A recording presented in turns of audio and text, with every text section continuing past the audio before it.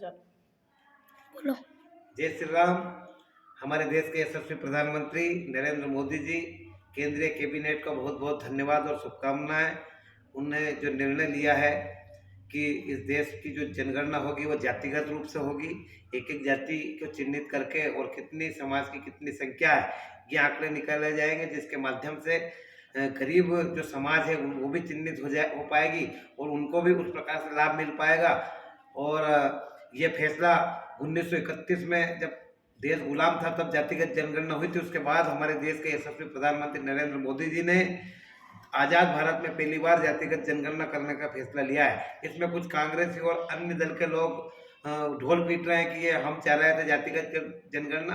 अरे भाई, जो सरकार में होते हैं उनसे अच्छे कार्य की बात करना हर व्यक्ति चाहता है, क्योंकि वो श्रेय लेने की होड़ रहती है। लेकिन मैं पूछना चाहता हूँ कि जब आप 70-75 साल इस देश पर शासन कर रहे थे तब जातिगत जनगणना क्यों नहीं करा पाए?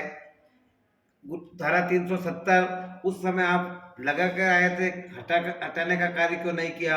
आप जब देश की सत्ता संभाल रहे थे तब भारत का बंटवारा कर दिया धर्म के आधार पर, जिसका दंश भारत आज भी झेल रहा है। और इस देश में आपने एक भी योजना को इस प्रकार से कांग्रेस के समय संचालित नहीं किया कि अब तक गरीब व्यक्ति गरीब ही क्यों रह गया। मैं कांग्रेस के भाइयों से पूछना चाहता हूं कि जब नरेंद्र मोदी जी के द्वारा ही अच्छे निर्णय लिए जा रहे, चाहे राम मंदिर का फैसला हुआ तो आपने उसका स्वागत नहीं किया, और जिसके बाद धारा 370 हटाई गई तो उसका स्वागत नहीं किया, लेकिन आपने जातिगत जनगणना का श्रेय लेने का पूरा कोशिश कर रहे हैं, क्योंकि आपको उसमें वोट बैंक नजर आ रहा है। लेकिन हमारे देश के यशस्वी प्रधानमंत्री नरेंद्र मोदी जी को वोट बैंक नहीं, उन चिन्हित जातियों को लाभ पहुंचाना नजर आ रहा है। सुअर की नजर कहाँ होती है, उसी प्रकार विपक्षी दलों की नजर है।